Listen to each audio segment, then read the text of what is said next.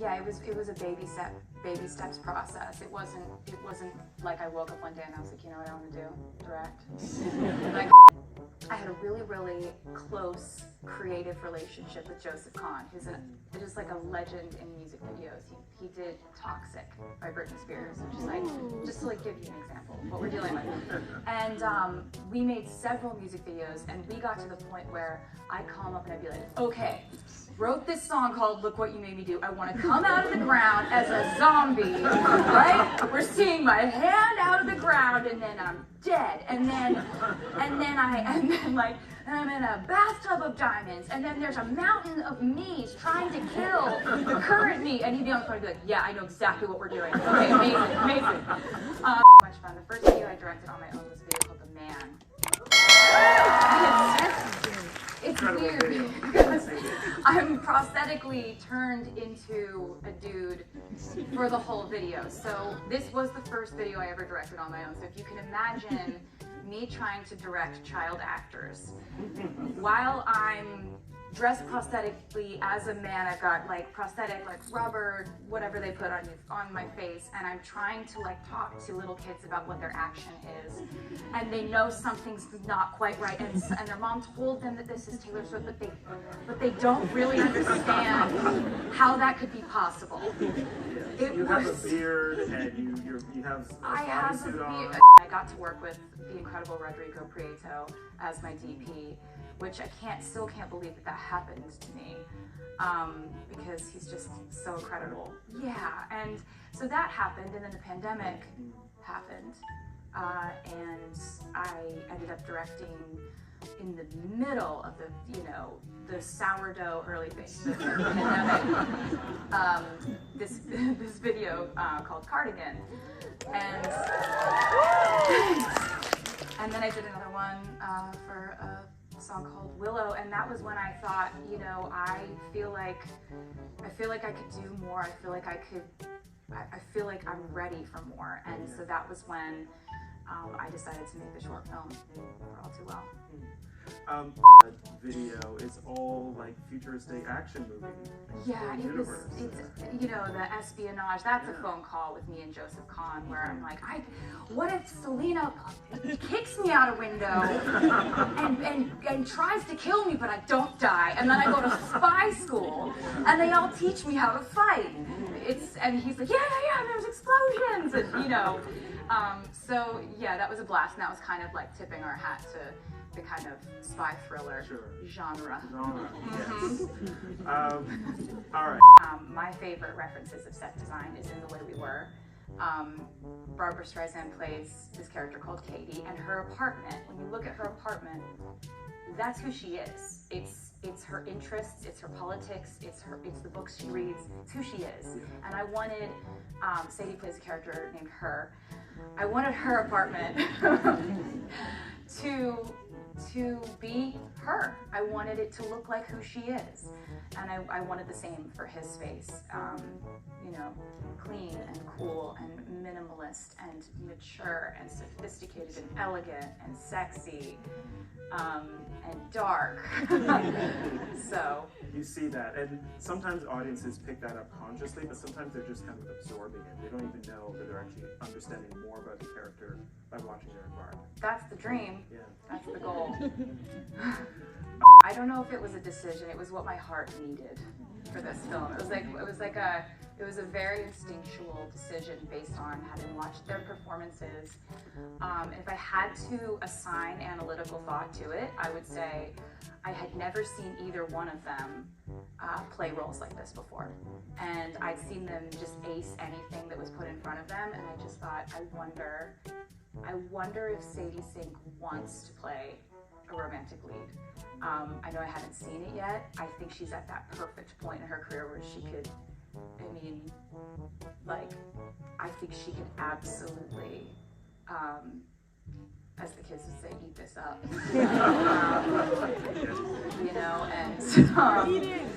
Basically with Dylan, it was that charisma that I'd seen his films, and I'd seen him, even just him doing an interview, you can see that he's got this just like you know, this dangerous charm. Like him as a person, he's not a dangerous, but he's dangerously charming, and that he's just like, that is a power that he has. And so I was looking, I also just, when I write, I really gravitate towards, you know, looking up to writer-directors, because that's the way that I can make sense of writing, and then knowing what shots I want, and directing if I've written it. And then when I was writing it, I just was writing Sadie. Like I wasn't writing, thinking of any other actress, or thinking of a, you know, a generic, you know, beautiful, wide-eyed young person. I was writing it for Sadie, and if she would have said no, I just don't know if I would have made the film, honestly. Yeah, it's true. It's true. So, and I also just really, really wanted them both to say yes, because I know we have to compromise in life, but I didn't have a backup plan, and I didn't want to compromise. And I was just so happy that they trusted me, and that they believed in me. And I was a first-time short film director, and I couldn't believe that they wanted to do it. I still can't believe that anybody wanted to do this with me. I'm so happy about it. Well, you deliver. Thank you for saying that. Did you screen test them together or rehearse with them together? No. I texted Dylan the longest text you've ever seen. Like it was when I read it back, I was like, that was too much. And straight up, like, reached out to Sadie's team, and we're just like, we want to make something. You know, I think was it a text or a call? Long text and then a call. It was, I was just like, please, like, I wasn't trying to be cool at all. No chill. I was like, I promise, no one will work harder to make this good than me. Like, I don't know if I went that far, but I was just, I mean, I think they were amazing. They didn't need to be convinced in a way that I was able to pick up on. So I was so happy, because you want to make things with people who are excited to make things with you. I don't really do that well with people who are like, I'm not sure about you, prove it. Like, I'm okay, I will, but that's not as fun. Like, if I have to do it, I will prove it. But it would be so much better if you just really wanted to make stuff with us. And so that's what we were lucky enough. Particularly recently, it's coincided with you taking back control of your music. Yeah. Which we've all been following. I really appreciate you saying that. But if you're new to this saga, what Cameron's referencing is that basically, I started out on an indie record label I signed when I was a teenager, and I had always had the hope, desire, and dream of buying back my master recordings for my first 6 albums when it came time to, when my record deal was fulfilled. When my deal was done, that didn't happen. My music was all sold to an outside party, and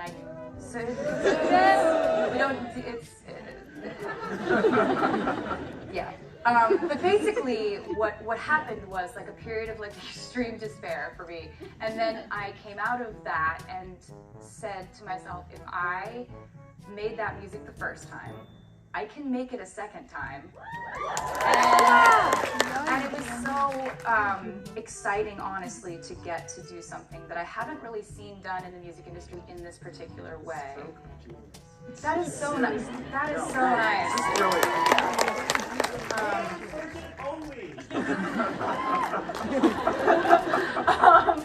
And so basically, we treat them like they're big releases. Like we do a whole album. We redo the entire photo shoot.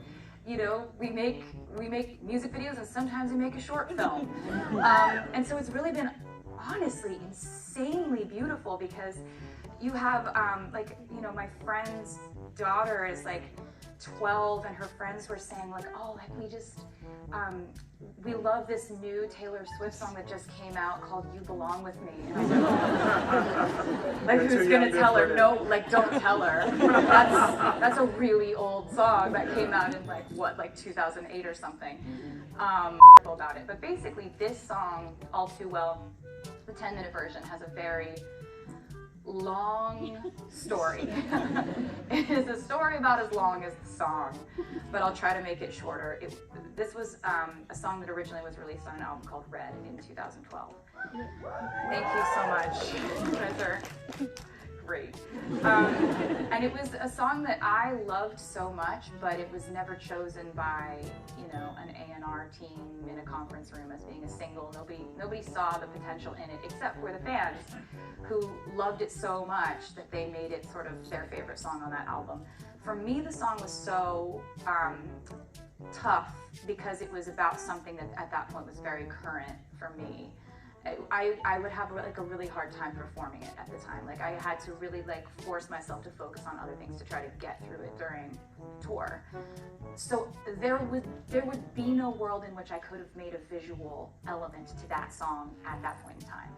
I needed 10 years of sort of retrospect in order to know what I would even make to tell a version of that story visually. And I'm so grateful that I was able to do that with some crazy stroke of all these different twists of fate. Can't believe it. Look up to and admire, and have sometimes been like lucky enough to be in a room with, or Lena is always there for me if I have a question, and just such a good friend. And she's got a new film here at the yes, festival she as well. does! Right? Christina, it's so good. You're gonna love it. Yeah, it's amazing. And a nice departure for her as well. Yes. It's set way, way in the past, and it's also hilarious. It's one of my favorite things she's ever done, yes. so go see it. Another question. Also, there's another element in the film that there are a lot of theories about, which is that red scarf. Yeah. What can you tell us about the red scarf? There must be a lot of decisions that went into exactly what can I tell you is the question. Basically, you stop it. Stop it. Basically, the scarf is a metaphor, and we turned it red because red is a very important color in this album, which is called Red. And I think when I say it's a metaphor, I'm just going to stop. And I'm going to say thanks for the incredible question, whoever asked it. You've really taken us for a ride with that one. Thank you. The scarf question was mine, actually. Thanks, at Cameron Bailey. That's right. Thank you. All right, but I am going to go back to